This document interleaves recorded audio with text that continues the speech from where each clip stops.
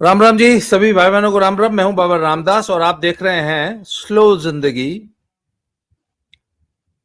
बाबा की खरी खोटी पे तो सब स्ट्राइक आ गई है और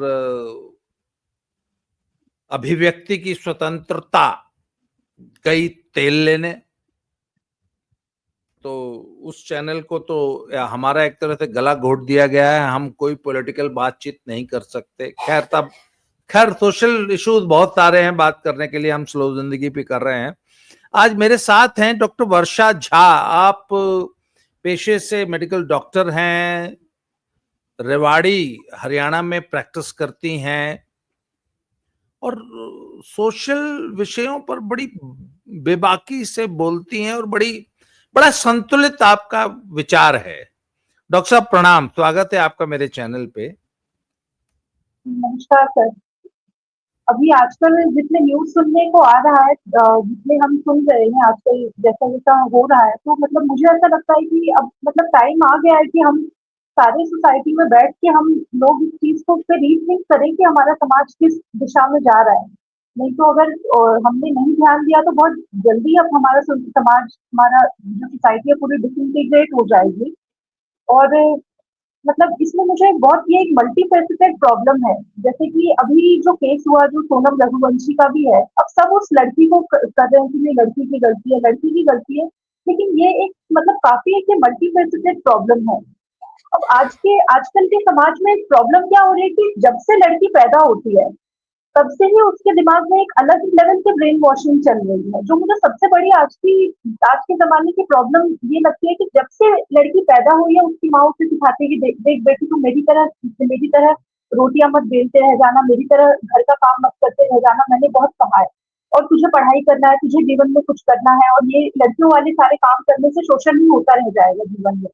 वहां से ही लड़कियों की जो प्लानिंग और प्रोग्रामिंग होती है, तो उसमें मतलब उनका जो जो मतलब जो बेसलाइन सिस्टम ही है वो खराब हो जाता है।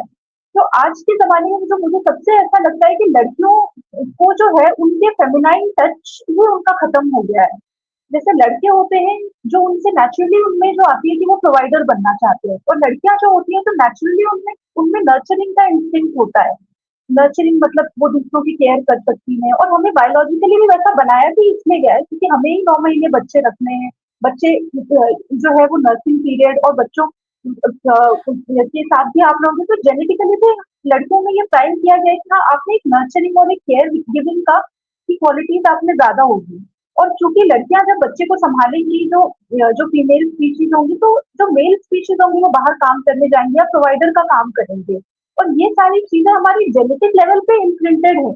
लेकिन आज के ज़माने में प्रॉब्लम क्या हो गई है कि लड़कियां अगर कुछ भी अपनी फेमिनाइन साइड वाली काम कर रही है तो उन्हें गँवार, उन्हें देहाती घोषित कर दिया जाता है। मतलब सबसे पहले तो बचपन से ही वो पेरेंट्स ही सबसे पहले उनकी गलत प्रोग्रामिंग करना शुरू कर देते हैं कि नहीं रोटियां मत बनाना, खाना मत बनाना, बच्चे पैदा मत करते हुए जाना।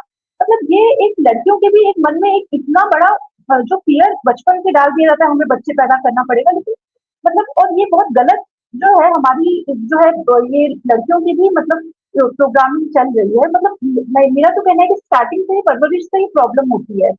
अब जबकि ऑन द कॉन्ट्ररी लड़कों का वैसी कोई प्रोग्रामिंग नहीं होती। लड़कों को हमेशा वैसे ही प्रोवाइडर टाइप की उनकी परवरिश वैसी होती कि हाँ बेटा तुझे तो कमाना है, तुझे तो घर का ध्यान रखना है। तो लड़कों की परवरिश में बहुत ज्यादा प्रॉब्लम नहीं हो रही, थोड़ी बहुत लड़कों की भी है सोच की, लेकिन लड़कों की उतनी मेजर नहीं है जितनी आज के जमाने में लड़कियों की हो गई है। और ये सबसे स्टार्टिंग जो पॉइंट है वो उनके पेरेंट्स से ही शुरू होता है। तो पेरेंट्स आखिर में ये नहीं बोल सकते कि हाँ पेरेंट्स तो बहुत मतलब मजबूर हैं, वो ऐसा कैसे होते, क्योंकि उन्होंने भी वैसे ही उनकी माओ ने भी अपने अनफुलफिल्ड डिजायर अपनी बेटियों पे थोप दिए हैं। जबकि जैसे मैं एक वर्किंग लड़की हूँ, ठीक है, अब जैसे मुझे ऐसा लगता है कि मुझे बाहर जाके एक जैसे मैं भी स्पेशलिस्ट हूँ, मेरे हस्बैंड भी स्पेशलिस्ट हूँ, बस मुझे भी जाके उनके ही बराबर का काम करना है। इनफैक्ट मुझे आके घर का भी काम देखना है। और जैसे अब मैंने इतनी पढ़ाई कर ली है तो एक अर्निंग की भी एक एक्सपेक्टेशन मेरे पे भी है। मतलब कोई दे ना दे मुझे ऐसा लगता है कि हाँ मुझे भी करना है। लेकिन मैं ऑन द कॉन्ट्री एक जनरेशन पुरानी महिलाओं को मैं देखती हूँ तो एटलीस्ट उनके तो रोल्स एंड रिस्पॉन्सिबिलिटी डिफाइंड थे कि हाँ भाई उन्हें बच्चे संभालने थे, उन्हें घर का काम करना है। तो ऐसा नहीं है कि हाँ जो वर्किंग लड़कियां हैं कि उनके ही मतलब बहुत ही ऐश और बहुत ही मौज चल रही है हर किसी।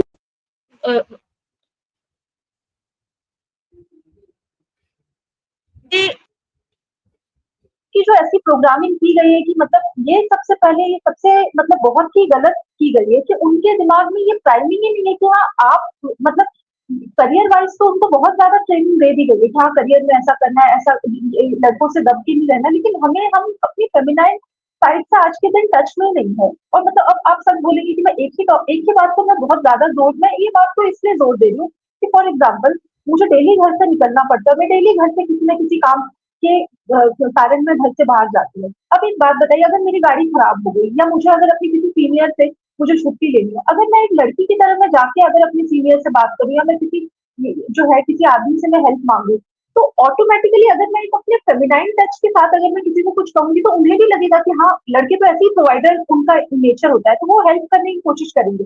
वही अगर मैं एकदम गाली गलौज करके मैं एकदम नीचा दिखाने की तरह से बात करूँ जैसे आमतौर पर लड़के जिस वोकैबुलरी में बात करते हैं, अब इट वुड बी जो है उससे जो है एक तो मतलब आप अपना एक फेमिनाइन साइड आप अपना दिखा सकते थे, वो दिखाने के बजाय लड़कों का भी ईगो हर्ट हो जाता है और आपका भी काम डिफिकल्ट हो जाता है।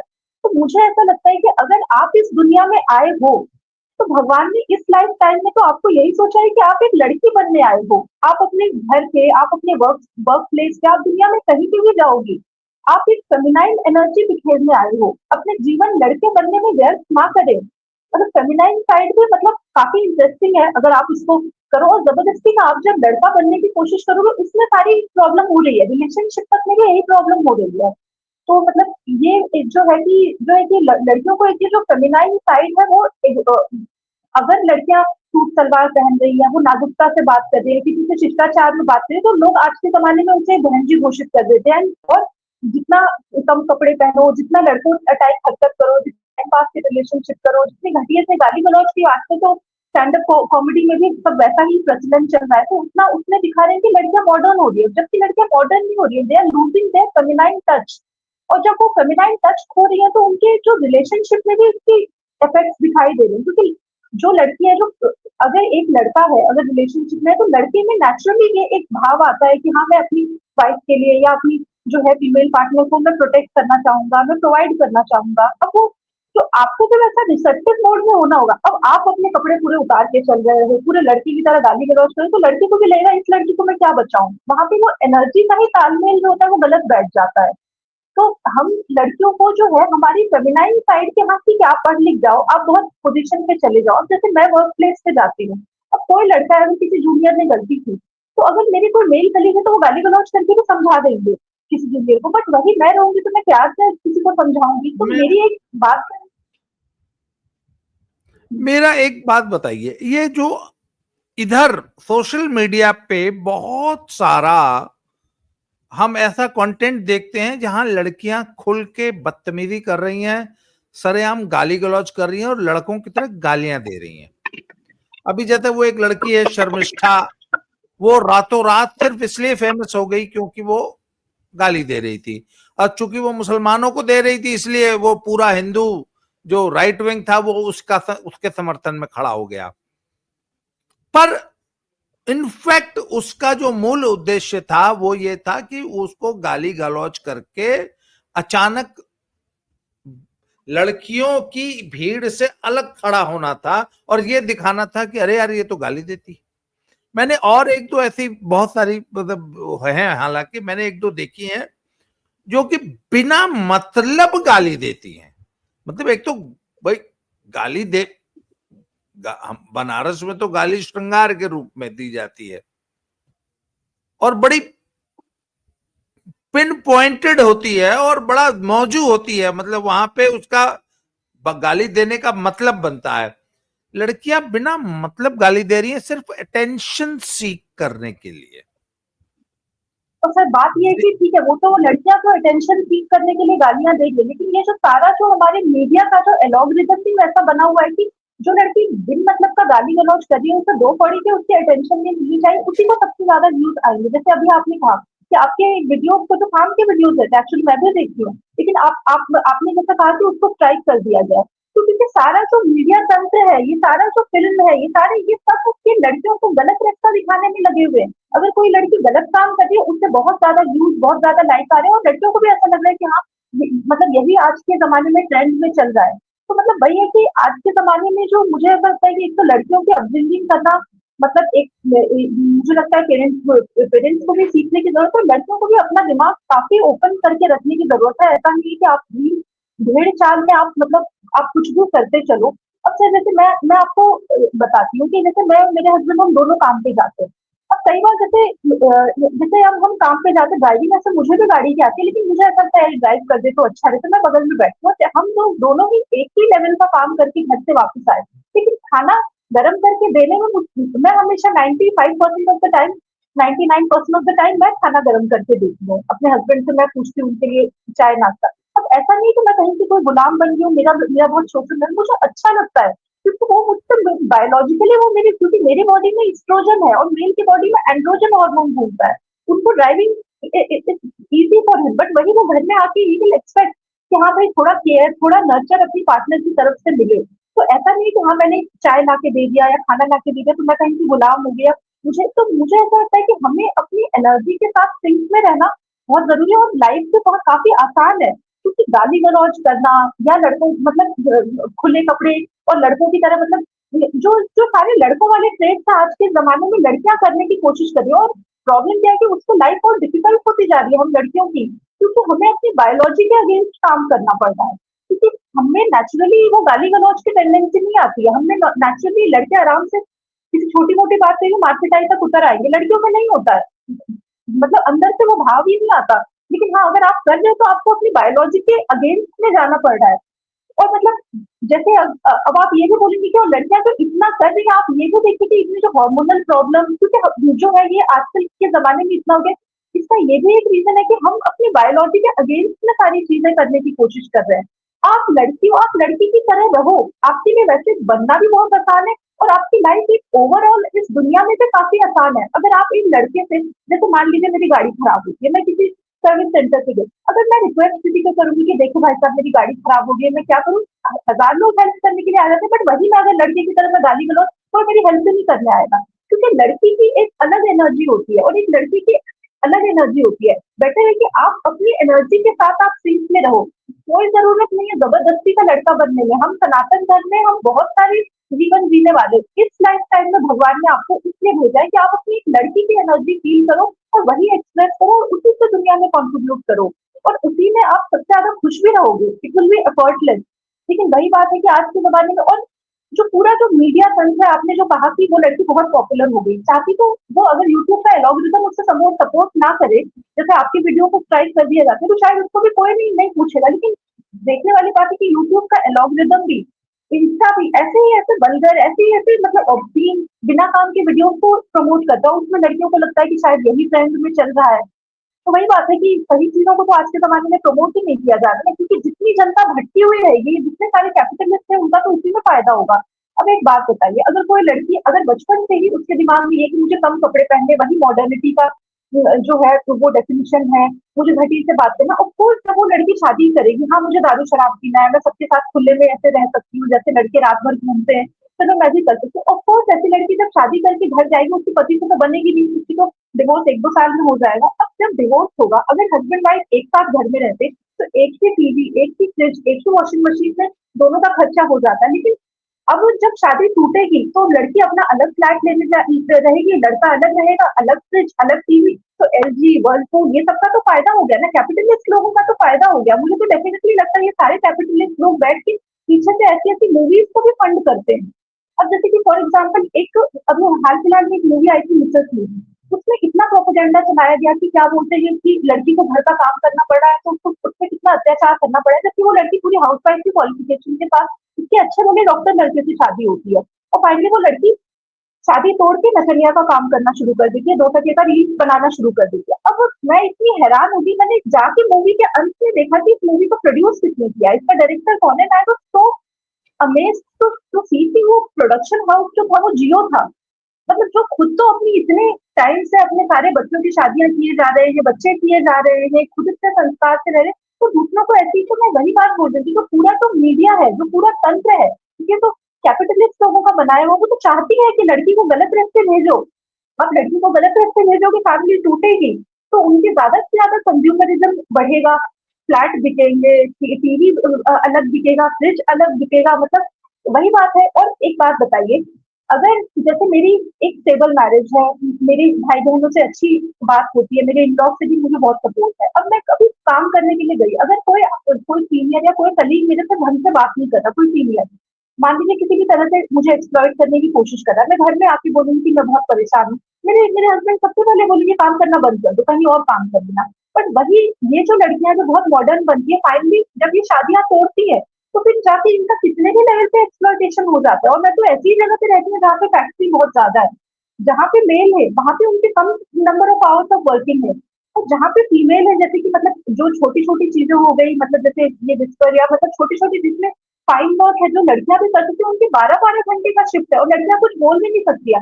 आप यही देखिए कि मतलब ये पूरा तंत्र इसी चीज के लिए बना हुआ है कि मतलब जो है कि ये पहले शादियां तोड़ते हैं, फिर उसके बाद ये क्या करते हैं कि इंडिविजुअल आइडेंटिटी पे आ जाते हैं कि मान लीजिए शादी तोड़ दी, फिर भी तो प्रोबेबिलिटी है ना कि लड़की शायद हो सकता है 5 साल के बाद लड़की को अकल आ जाए, वो शादी में चली जाए। अभी उसके बाद ये सारे कैपिटलिस्ट लोग लोगों की आइडेंटिटी तोड़ते हैं कि नहीं तुम लड़का होकर लड़की की बॉडी में फंसे हुए हो, और फिर उसके बाद जेंडर चेंज ऑपरेशन कर दो। एक दफा जेनाइटल म्यूटिलेशन एक दफा कर लिया, तब तो इररिपेयरेबल हो गया, अब तो वो चाह के भी अगर उसका दिमाग ठिकाने भी आया तो शादी नहीं कर सकता। तो अब तो जो ऐसे लोग रहेंगे, they are best people to exploit. आप उस इंसान से कितना ही चाहे काम करा लो, क्योंकि भाई उसके पास तो कोई सपोर्ट सिस्टम है नहीं। वो यही सोचेगा कि मैं मर मर के चाहे जितना काम करूं, तो ऑफिस में या अपनी कंपनी में मैं जहां भी ना, क्योंकि सपोर्ट सिस्टम के नाम पे तो मेरे यही जॉब है और मेरी यही ऑफिस के कलीग्स हैं।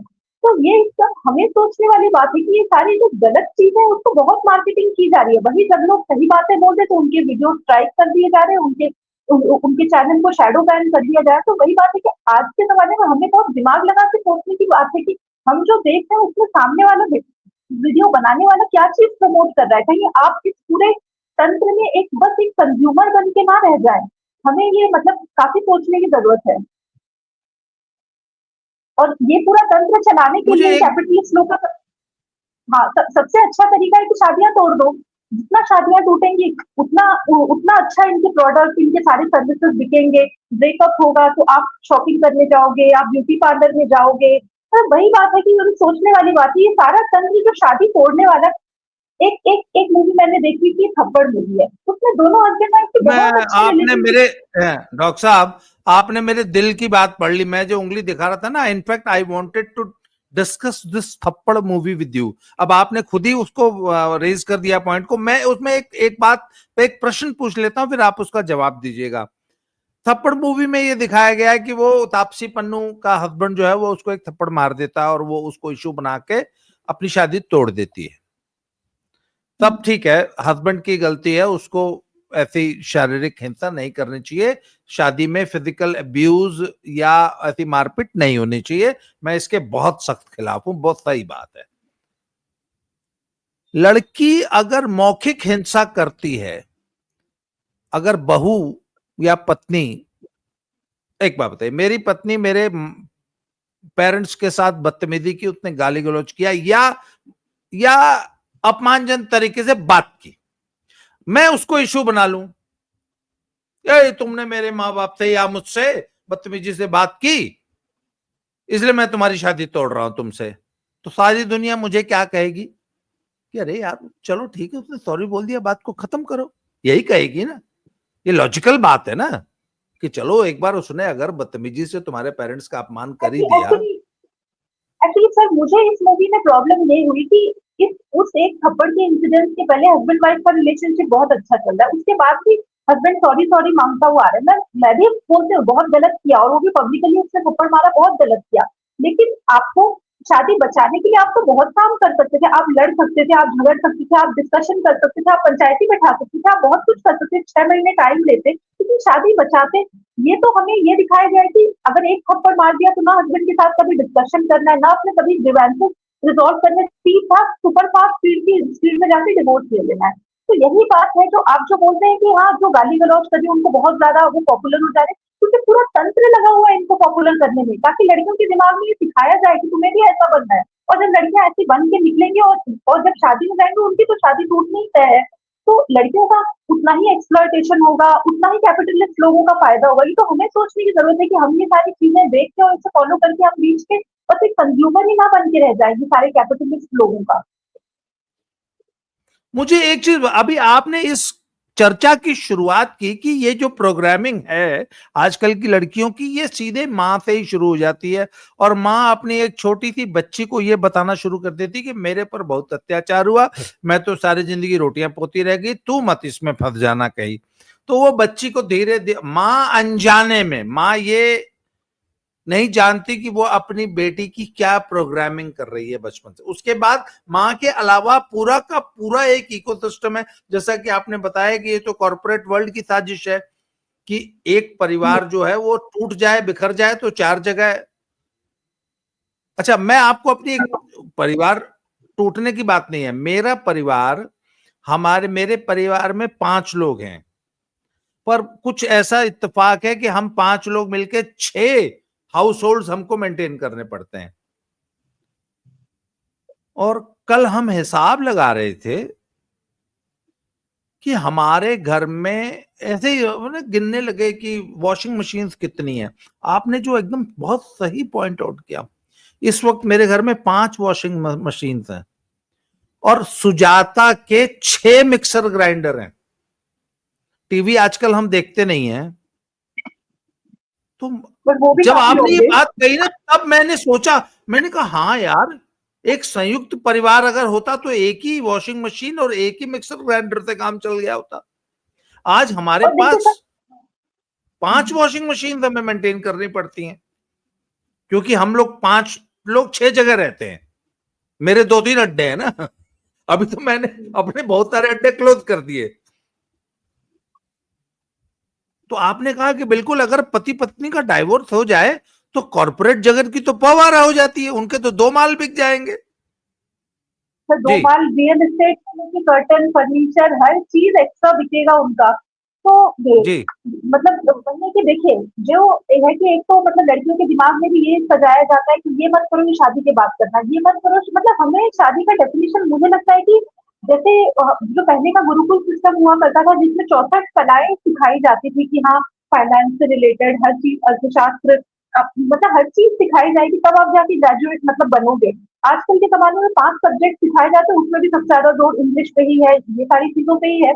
तो मतलब वही बात है कि जो लड़कियों की जो ट्रेनिंग, मतलब लड़की या लड़का सबको, मतलब मुझे तो लगता है लड़कों को तो पता रहता है, क्योंकि उनकी अपब्रिंगिंग में बहुत ज्यादा डिफरेंस नहीं है। जो सारा कचरा हुआ है वो लड़कियों के ही अपब्रिंगिंग में इस जमाने में हो गया है।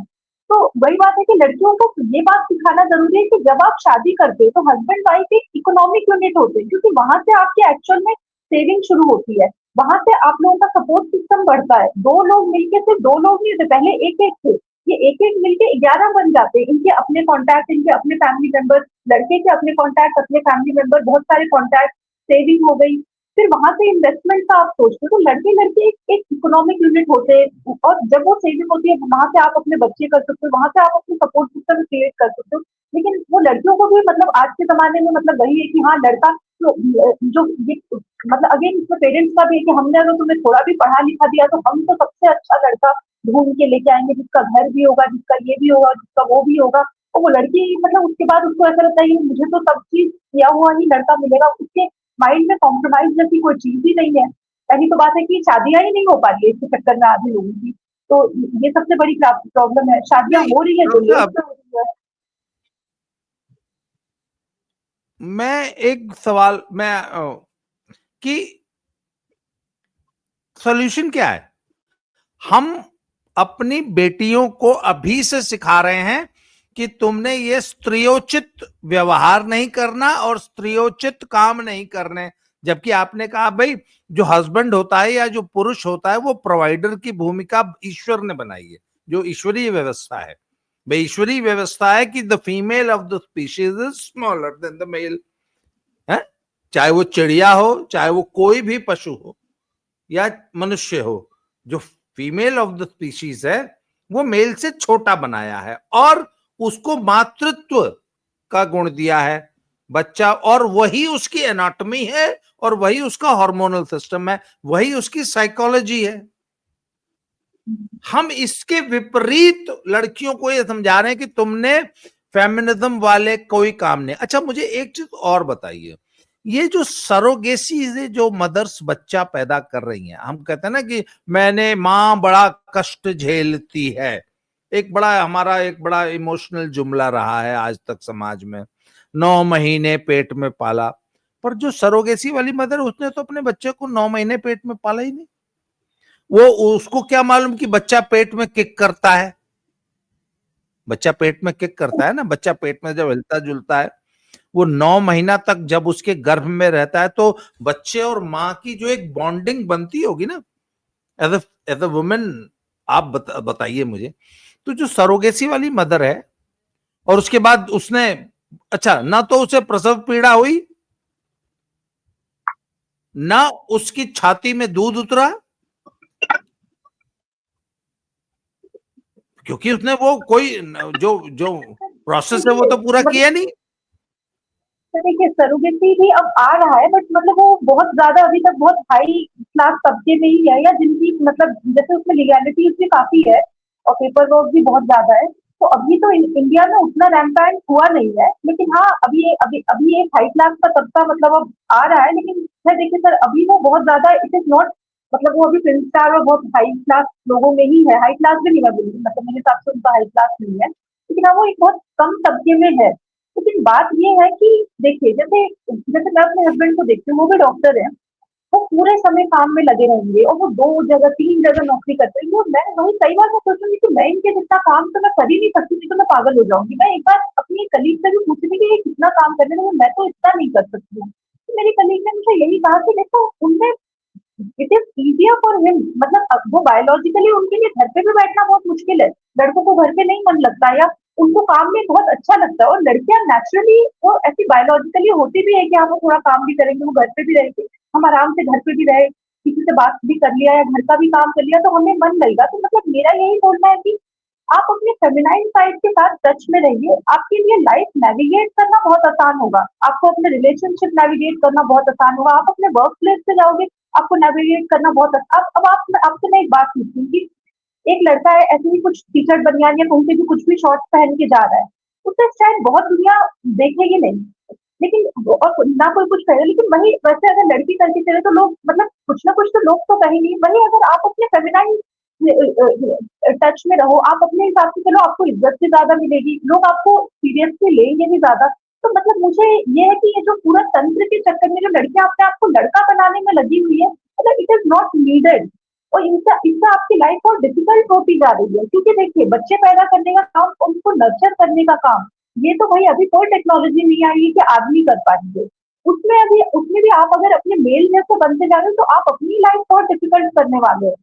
तो वही बात है कि जो है कि मतलब फेमिनाइन साइड के मतलब हम टच में ही है। दूसरी प्रॉब्लम आज के जमाने में मुझे ये लगती है कि जैसे मतलब मेरी जब शादी होने वाली थी, तो मैंने एक किताब पढ़ी थी और मुझे उस बुक में बहुत अच्छा लगा था कि अगर आपको अपनी सक्सेसफुल मैरिज करनी है, तो आपको सबसे पहले मतलब you need to enjoy your own company. ये सबसे ज्यादा जरूरी है, क्योंकि जब आप अपनी कंपनी एंजॉय कर पाओगे तभी आप अपना रिलेशनशिप भी सही से कर पाओगे।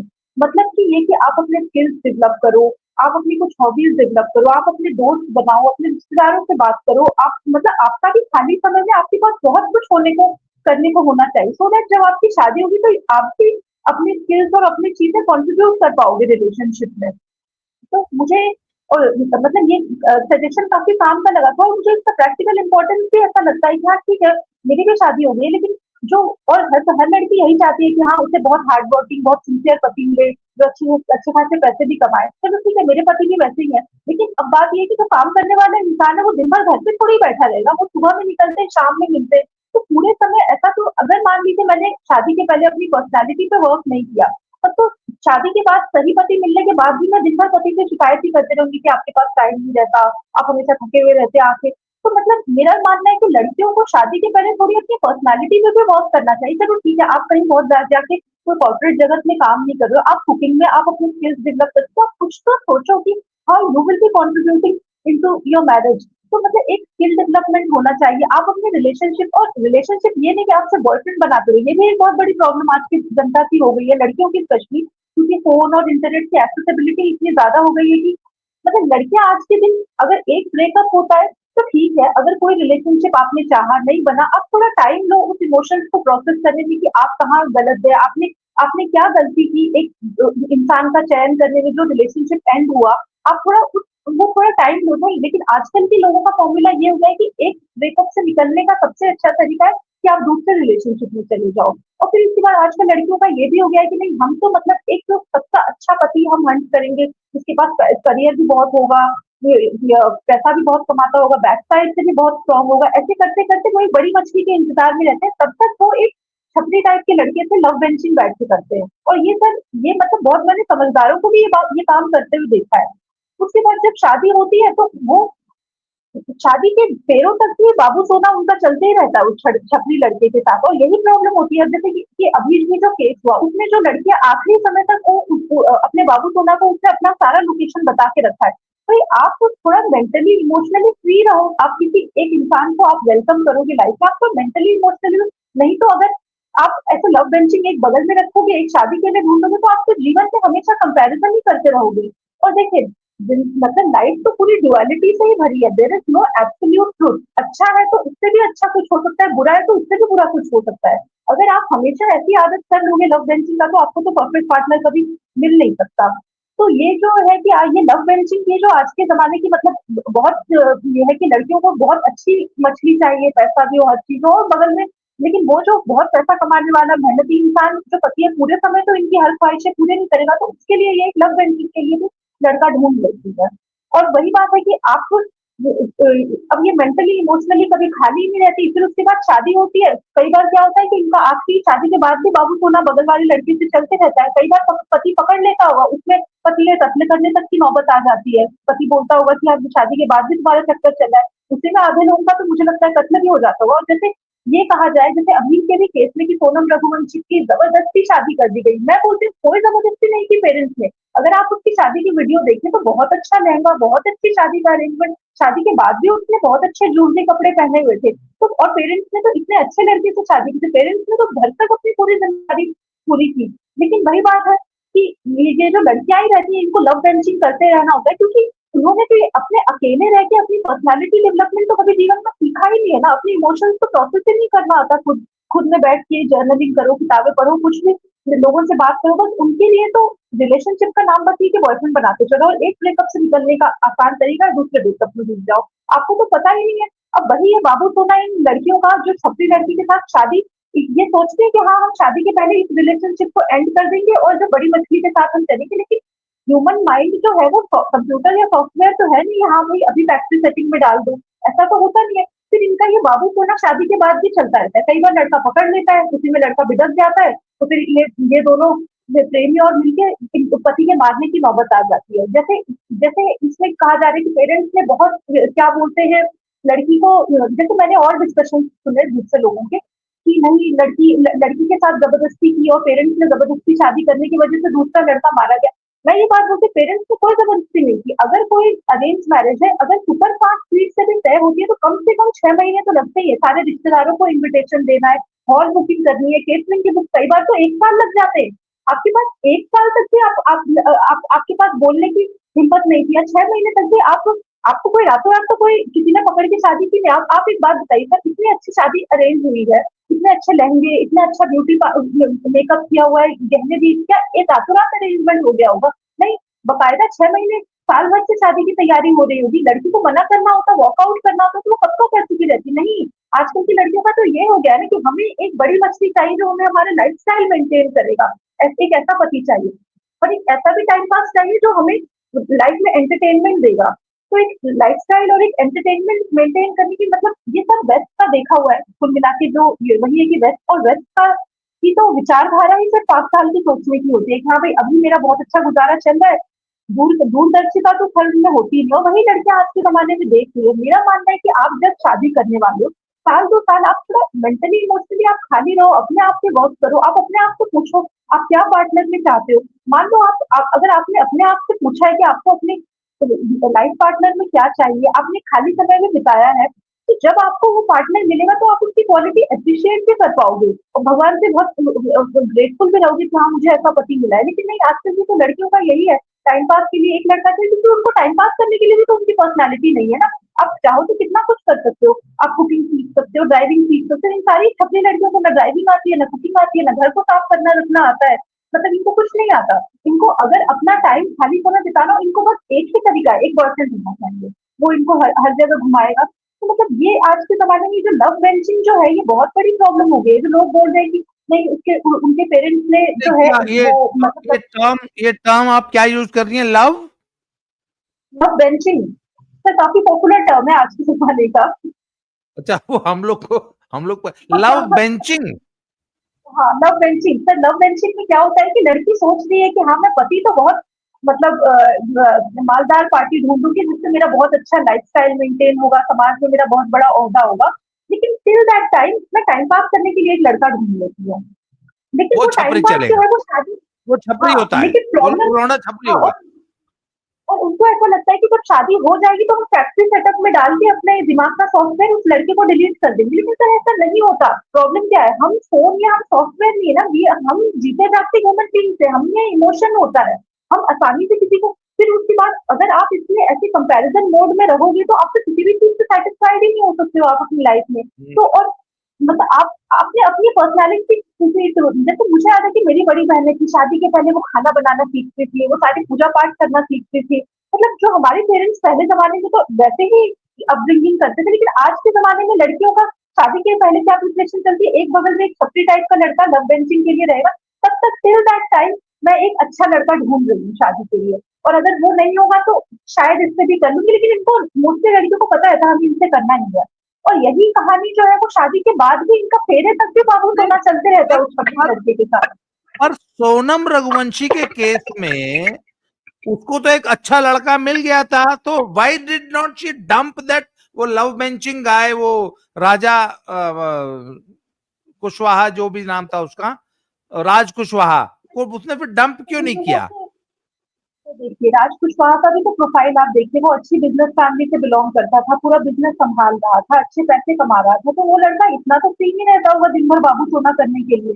तो लड़कियों को भी तो मैंने वही प्रॉब्लम कही ना, लड़कियां आपकी पर्सनैलिटी ही डेवलप नहीं कर रही है। उसमें ध्यान, उनको खाली टाइम है तो बस उनको बस एक ही चीज पता है कि बॉयफ्रेंड बना लो, उसके साथ टाइम पास करो, दिन भर फोन पे लगे रहो, बस उनका उनका यही है।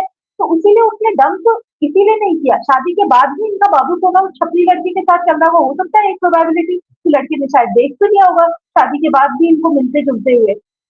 अब सर जैसे इसके भी रेफरेंस के लिए एक मूवी है मन मर्जिया, अगर आपको टाइम मिले तो देख लीजिएगा। उसमें भी यही दिखाते हैं कि लड़की का शादी नहीं हो पाया छपरी लड़के से, फिर वो शादी एक ढंग के लड़के से कर लेती है, बट उसके बाद भी वो छपरी लड़के से मिलते रहती है, उसके संबंध भी रहते हैं, तो लड़का देख मर्दिया लेता है। मतलब ये अनुराग कश्यप की फिल्म है मन मर्दियां। हाँ हाँ हाँ हाँ। तो उसमें मतलब आज का ही सिनेरियो दिखाया गया है। और जैसे उसमें उसका पति जो होता है वो समझदार होता है कि वो लड़ता झगड़ता नहीं है, बीवी बीवी तो वो बच जाता है, नहीं तो वो भी लड़ता झगड़ता तो ये लड़की अपने पुराने बॉयफ्रेंड के साथ उसका उसका मर्डर करा देती, कत्ल करा देती। हम्म। मैं तो तो देखिए कुल मिला के प्रॉब्लम हमारी सोसाइटी में ये चल रही है कि लड़कियों को कोई शादी क्या करनी है, कैसे करनी है, रिलेशनशिप की कोई ट्रेनिंग ही नहीं दे रहा।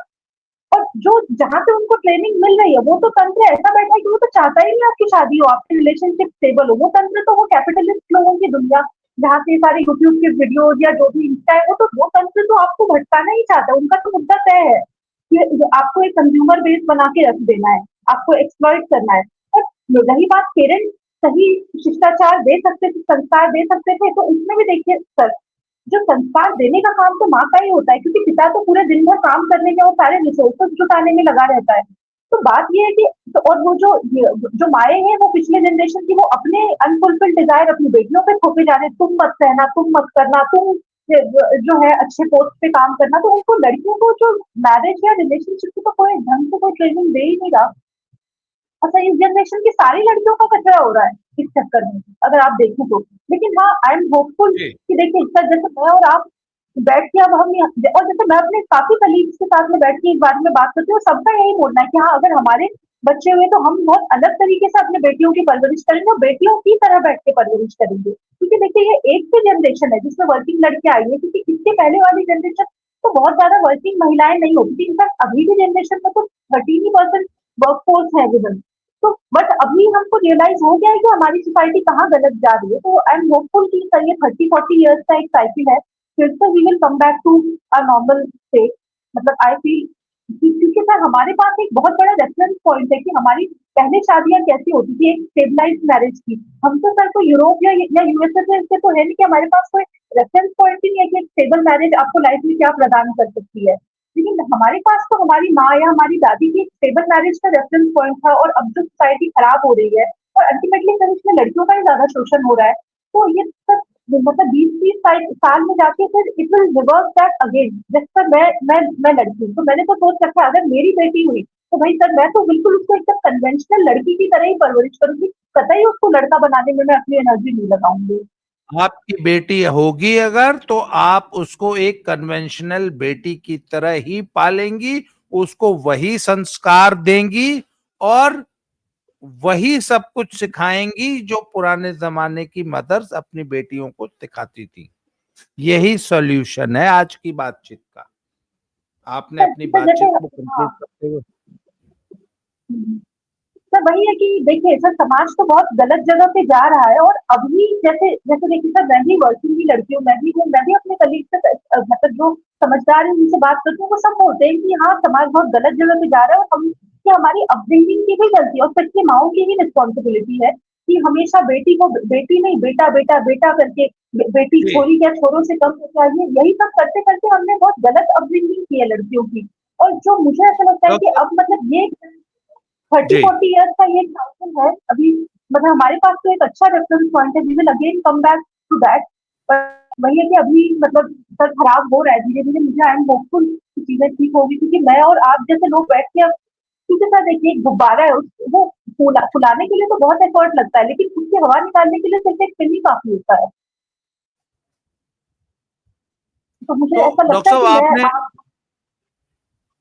आपने भी सबसे अच्छा सॉल्यूशन ये दिया कि बेटियों को बेटियों की तरह ही पालना होगा और उनको बताना होगा कि नहीं, तुम्हारा जो ईश्वर ने जो तुमको जो बनाया है उसके विपरीत चल के, विपरीत सोच के एक लड़का जबरदस्ती बनने की कोशिश मत करो। यह प्रकृति के विपरीत, प्रकृति के विरुद्ध कार्य है। डॉक्टर साहब, लंबी हो गई काफी वीडियो, और ये बड़ा गंभीर विषय है, इसको असल में एक सेशन में समाप्ति नहीं किया जा सकता। मैं अगली बार आपके साथ एक दो और पैनलिस्ट को बैठाना चाहूंगा, और मैं चाहूंगा कि ये लेडीज आपस में बातचीत करें कि हमारी जो नई पीढ़ी है उसकी सोच को प्रभावित करने वाले जो ये पाश्चात्य कारक आए हैं, इससे इनको और बचाने के लिए क्या क्या करने की जरूरत है। आज आपने समय दिया, इसके लिए बहुत बहुत आभार, धन्यवाद। आज की चर्चा को यहीं समाप्त करेंगे, आपसे दोबारा बात होगी, तब तक के लिए जय श्री राम। धन्यवाद बाबा जी। जय श्री राम।